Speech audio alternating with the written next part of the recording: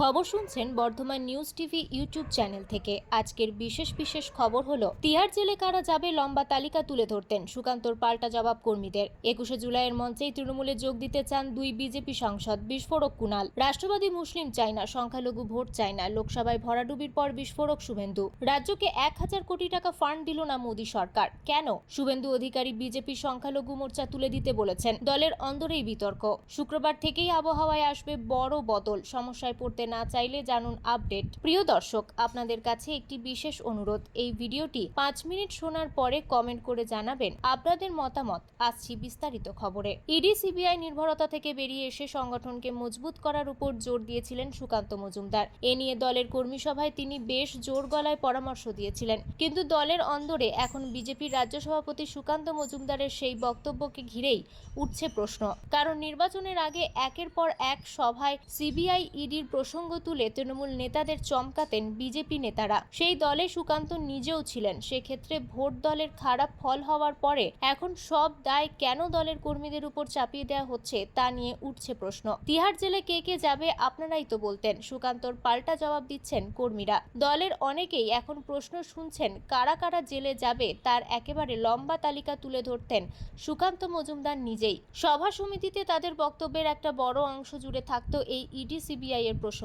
আর সাধারণত নেতাদের কথায় বিশ্বাস করেন অন্যান্যরা, কর্মীরা তো তাঁদের কথাতেই চলেন। সেক্ষেত্রে এখন সব দায় কর্মীদের উপর চাপিয়ে দিয়ে নিজেদের হাত ধুয়ে ফেলাটা কতটা সঙ্গত তা নিয়ে প্রশ্ন উঠছে। পান্ডুয়াতে তিনি বলেন, ভোটে কেন্দ্রীয় বাহিনী থাকবে, তবে সেটা বিরিয়ানির মশলার মতো। বিরিয়ানির চাল আর মাংস সেটা দলের কর্মীদেরই হতে হবে, তবেই ভালো বিরিয়ানি হবে, জানিয়ে দিলেন সুকান্ত মজুমদার। কিন্তু এখানেই দলের নিচুতলার কর্মীদের একাংশের মতে, কেন্দ্রীয় বাহিনী যদি বিরিয়ানির মশলা হয় তবে সেই কেন্দ্রীয় বাহিনী না হলে ভোট করা সম্ভব নয়, এটা তো বিজেপি নেতৃত্বরাই বলতেন। বঙ্গ বিজেপিতে ফের ভাঙন। জল্পনা উস্কে চাঞ্চল্যকর দাবি কুণাল ঘোষের। লোকসভার পর 4 কেন্দ্রের উপনির্বাচনেও মুখ থুবড়ে পড়েছে বিজেপি। এই অবস্থায় আজ বুধবার রাজ্য বিজেপির বর্ধিত কর্মী সমিতির বৈঠক ছিল। সেখানে শুভেন্দু অধিকারী, সুকান্ত মজুমদার সহ একাধিক শীর্ষ বিজেপি নেতা উপস্থিত ছিলেন। এই বৈঠকে ফলাফল নিয়ে যখন বঙ্গ বিজেপি নেতারা পর্যালোচনা করেছিলেন, সেই সময় কার্যত বোমা ফাটালেন তৃণমূল নেতা। এদিন কুণাল বলেন, বিজেপির দুই নেতা তৃণমূলে যোগ দিতে চাইছেন, তারা অবশ্যই সাংসদ। আগামী 21শে জুলাইয়ের মঞ্চেই তারা আসতে চাইছেন বলেও চাঞ্চল্যকর দাবি তাঁর। যদিও এই অবস্থায় কি হবে তৃণমূলের কৌশল তা নিয়ে শুরু হয়েছে জল্পনা। যদিও এই বিষয়ে কুণাল বলেন, বিজেপির দুই সাংসদ সদ্য লোকসভায় জিতে এসেছেন, ফলে তাদের মেয়াদ এখনো অনেক দিন বাকি। এই অবস্থায় কার্যত ধীরে ধীরে চলনীতি নেওয়া হয়েছে বলে ইঙ্গিত তৃণমূল নেতার। তার দাবি, স্পিকার বর্তমানে বিজেপির হাতে, তাদের সদস্য পদ নিয়ে কি করবে তা ভেবেই এই বিষয়ে তাড়াহুড়ো করা হচ্ছে, আর তাই তাদের বিজেপিতেই থাকতে বলা হয়েছে বলে দাবি কুণাল ঘোষের। সে দলে থেকে তাঁরা কি করবেন তাও বলে দিয়েছেন। তৃণমূল নেতার দাবি, শাসক দলে যোগ দিতে চাওয়া দুই বিজেপি সাংসদকে বিজেপিতে থাকতে বলা হয়েছে এবং দলের মধ্যে যা হবে, বিশেষ করে মিটিং কিংবা কোনো সিদ্ধান্ত নেওয়া হলে তাদের জানাতে বলা হয়েছে, পরে দেখা হবে বলে দাবি কুণাল ঘোষের। ফের বিস্ফোরক বিরোধী দলনেতা শুভেন্দু অধিকারী। সদ্য মিটেছে লোকসভা ভোট, আর ভোটের ফলাফল যা তাতে রাজ্য তো দূর, গোটা দেশেও অনেকাংশেই মুখ থুবড়ে পড়েছে বিজেপি। আগেরবার বাংলায় যেখানে বিজেপির ঝুলিতে এসেছিল 18খানা আসন, এবারে এক ধাক্কায় তা কমে হয়েছে 12। কেন এই লজ্জার হার? এ নিয়ে চলছে চুলচেরা বিশ্লেষণ। লোকসভায় ভরাডুবি নিয়ে বঙ্গ বিজেপির অন্দরেই দায় ঠেলাঠেলি শুরু হয়েছে। সেই আবহেই এবার বিস্ফোরক মন্তব্য করলেন বিরোধী দলনেতা শুভেন্দু অধিকারী। রাষ্ট্রবাদী মুসলিম চাই না, সংখ্যালঘু ভোট চাই না। এবার এ কথাই শোনা গেল নন্দীগ্রাম বিধায়কের মুখে। গেরুয়া শিবিরের নবনির্বাচিত সাংসদের সম্বর্ধনা জানাতে এদিন রাজ্য বিজেপির তরফে এক অনুষ্ঠানের আয়োজন করা হয়েছিল সায়েন্স সিটি অডিটোরিয়াম হলে। সেই অনুষ্ঠান মঞ্চ থেকেই একের পর এক বিস্ফোরক মন্তব্য করতে থাকেন শুভেন্দু আরও বলেন, আমি জাতীয়তাবাদী পরিবার থেকে এসেছি, সব ছেড়ে বিজেপিতে এসেছি। মুকুল রায়ের মতো সব কেড়ে নেওয়ার পর আমি বিজেপিতে যোগ দিইনি। যতদিন রাজনীতি করব বিজেপি করব। বিজেপি সনাতন ভারতীয় সংস্কৃতি এবং রাষ্ট্রবাদ, এখানেই আমার অবসর হবে, এটুকু আমি কমিটমেন্ট করতে চাই। সমগ্র শিক্ষা অভিযান স্কিমে পাঞ্জাব, দিল্লি এবং পশ্চিমবঙ্গকে অর্থ দেয়া বন্ধ করে দিয়েছে কেন্দ্রীয় সরকার।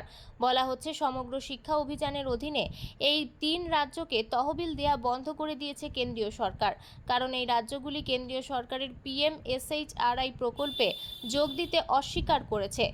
ইংরেজি সংবাদপত্র ইন্ডিয়ান এক্সপ্রেস তার প্রতিবেদনে দাবি করেছে যে কেন্দ্রীয় সরকার বলছে যে রাজ্যগুলো PMSHRI প্রকল্পে যোগ দেবে না তাদের সর্বশিক্ষা অভিযানের অধীনে তহবিল দেয়া হবে না। পিএমএসএইচআরআই স্কিমটি 2022 সালে সেপ্টেম্বরে চালু করা হয়েছিল। এর লক্ষ্য হলো সারা দেশে সরকারি স্কুলগুলিকে মডেল স্কুল হিসেবে আপগ্রেড করা।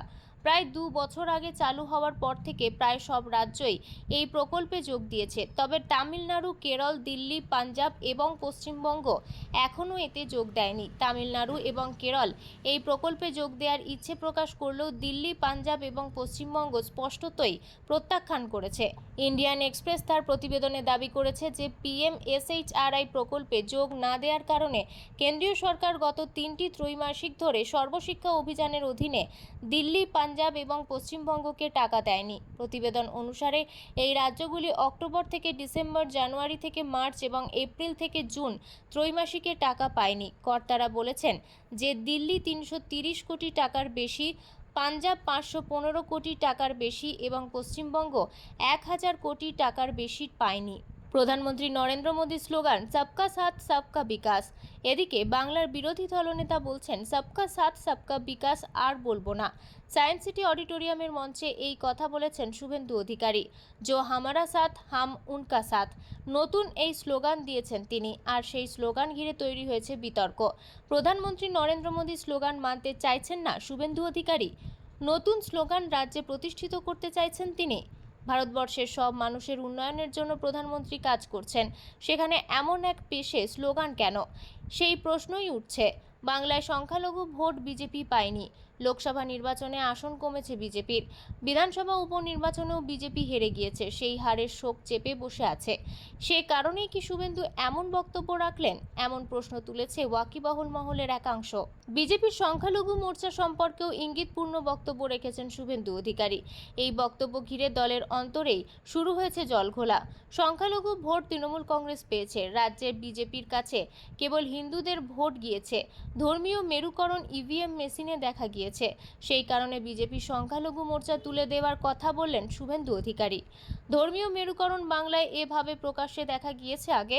মেরুকরণের জন্য স্লোগানও বদলে ফেলা যায়, প্রশ্ন উঠেছে বিজেপির অন্তরে।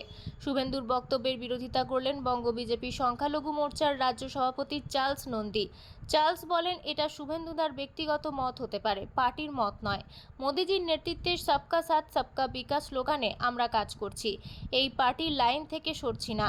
ভোটের জন্য নয়, পিছিয়ে পড়া মুসলিমদের কাছে সেবার জন্য যেতে বলেছেন মোদিজি। আমাদের সরকারের যে স্লোগান সবকা সাথ সবকা বিকাশ, সেটা তেমনই আছে। রাজনৈতিক কর্মসূচি ছিল যেহেতু এটা, তাই আমি আমার বক্তব্য বলেছি।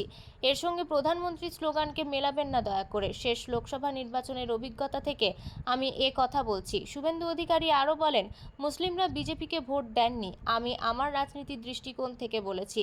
এর সঙ্গে ভারত সরকারের উন্নয়নের কাজের কোনো সম্পর্ক নেই। এক্স হ্যান্ডেলে এই বিষয়ে পোস্টও করেছেন তিনি। আগামী 48 ঘন্টায় দক্ষিণবঙ্গে বৃষ্টির পূর্বাভাস দিল আলিপুর হাওয়া অফিস। বিশেষ করে উপকূলবর্তী এলাকায় ভারী বৃষ্টির পূর্বাভাস দেওয়া হয়েছে। বৃষ্টি হবে কলকাতা এবং শহরতলিতেও, তবে উত্তরবঙ্গে ধীরে ধীরে আবহাওয়ার কিছুটা উন্নতি হবে বলে জানিয়েছে আলিপুর হাওয়া অফিস। তবে কিছু জেলায় হালকা থেকে মাঝারি বৃষ্টি হবে বলে জানানো হয়েছে। আলিপুর হাওয়া অফিসের পূর্বাভাস অনুযায়ী দক্ষিণ ওড়িশার নিম্নচাপটি ক্রমশ সরে মধ্যপ্রদেশ এলাকায় অবস্থান করছে। অন্যদিকে মৌসুমী অক্ষরেখা বাংলা থেকে দূরে সরে গিয়েছে। মৌসুমী অক্ষরেখা আজ দুপুরে গোপালপুরের উপর দিয়ে মধ্য বঙ্গোপসাগর পর্যন্ত বিস্তৃত রয়েছে। সক্রিয় মৌসুমী অক্ষরেখার প্রভাবে বৃষ্টি হবে বলে জানানো হয়েছে। আগামীকাল বৃহস্পতিবার কিছুটা কম হলেও শুক্রবার থেকে ভারী বৃষ্টির পূর্বাভাস দেওয়া হয়েছে। পূর্বাভাস বলছে আগামী 19শে জুলাই থেকে আবহাওয়ার বড় পরিবর্তন দেখা যাবে। বিশেষ করে উপকূলের জেলাগুলিতে ভারী বৃষ্টির সম্ভাবনা আছে। এমনকি শনিবার থেকে সোমবার পর্যন্ত ভারী বৃষ্টি দক্ষিণবঙ্গের বেশিরভাগ জেলাতে। আজ পূর্ব মেদিনীপুর ও দক্ষিণ 24 পরগনায় ভারী বৃষ্টির পূর্বাভাস দেওয়া হয়েছে। পাশাপাশি শনিবার পূর্ব ও পশ্চিম মেদিনীপুর, উত্তর ও দক্ষিণ 24 পরগনা, হাওড়া, হুগলি, কলকাতাতেও ভারী বৃষ্টির সম্ভাবনা রয়েছে। শুধু তাই নয়, 21শে জুলাই রবিবার দক্ষিণবঙ্গের উপকূল ও পশ্চিমের জেলাগুলিতে ভারী বৃষ্টির পূর্বাভাস। কলকাতা সহ দক্ষিণবঙ্গের বেশিরভাগ জেলাতেই বৃষ্টি হবে। দক্ষিণ 24 পরগনা, পূর্ব ও পশ্চিম মেদিনীপুর, ঝাড়গ্রাম, পুরুলিয়া, বাঁকুড়া ও পশ্চিম বর্ধমান জেলায় ভারী বৃষ্টিপাতের সতর্ক বার্তা দেওয়া হয়েছে। দক্ষিণ চব্বিশ পরগনার কুলতলির পয়তারহাটের নকল সোনা দিয়ে প্রতারণা কাণ্ডে মূল অভিযুক্ত সাদ্দাম সর্দারের এক শাগরেদকে পাকড়াও করেছে পুলিশ। আফতাব সর্দার নামে ওই ব্যক্তিকে দেখতে পেয়ে পুলিশ তাড়া করলে সে ধানি জমিতে লুকোনোর চেষ্টা করে। সেখান থেকেই তাকে গ্রেপ্তার করা হয়। এই চক্রের সঙ্গে সে জড়িত নয় বলে আফতাব দাবি করলেও পুলিশের কাছে তা বিশ্বাসযোগ্য হয়নি। ধৃতকে আজ বারুইপুর আদালতে তোলা হলে 7 দিনের পুলিশ হেফাজতে হয়। সাদ্দাম ও তার ভাই সাইরুল সর্দার পলাতক, তবে দুজনেরই স্ত্রীকে গ্রেপ্তার করেছে পুলিশ। সাদ্দামের বাড়িতে শোয়ার ঘরের খাটের নিচে 40 ফুট লম্বা সুড়ঙ্গের খোঁজ মেলার পর শোরগোল পড়ে যায়। গণপিটুনি এবং সালিশি সভা বসিয়ে অত্যাচারের একের পর এক ঘটনার মধ্যেই এবার হাওড়ার ডোম জুড়ে চুরির অপবাদ দিয়ে পরিচারিকার বাবা ও মা ভাইকে বাড়িতে আটকে রেখে মারধর ও চুল কেটে নেওয়ার অভিযোগে পুলিশ 3 জনকে গ্রেপ্তার করেছে। অভিযুক্ত ব্যবসায়ী পরিবারের দাবি, বাড়ি থেকে 20 লক্ষ টাকা নিয়ে পালিয়ে যায় মেয়েটি। যদিও পুলিশ জানিয়েছে প্রেমিককে বিয়ে করার জন্য দিন 25 আগে মেয়েটি পালিয়ে যায়। এরপর ব্যবসায়ী পরিবারটি পরিচারিকার বাবা, মা ও ভাইকে উত্তর কলোরা এলাকায় নিজেদের কারখানায় আটকে রেখে বেধড়ক মারধর করা হয় বলে অভিযোগ। মাথার চুল কেটে নেওয়া হয়। সেই ভিডিও ভাইরাল হলে ঘটনাটি প্রকাশ্যে আসে। নির্যাতিতরা প্রাণের ভয়ে জগদীশপুরে এক আত্মীয়ের বাড়িতে আশ্রয় নিয়েছিলেন। খবর পেয়ে পুলিশ সেখানে থেকে তাদের বাড়িতে ফিরিয়ে আনে। অভিযুক্ত শায়ন লস্কর, আবুল হাসান লস্কর ও ঈশা লস্করকে গ্রেপ্তার করেছে পুলিশ। কুখ্যাত গ্যাংস্টার সুবোধ সিংকে 2022-এ রানীগঞ্জে সোনার দোকানে ডাকাতির একটি মামলায় আজ আসানসোল আদালতে তোলা হয়। 14 দিনের জেল হেফাজত হয়েছে তার। বিহারের বেউর জেলে বসেই সুবোধ সিং এ রাজ্যে খুন, ডাকাতি, অপহরণ, হামলার মতো বহু অপরাধের ছক কষত বলে অভিযোগ। গত 30শে জুন বিহার থেকে সিআইডি তাকে রাজ্যে নিয়ে আসে। খবর আজকের মতন এ পর্যন্তই। ধন্যবাদ।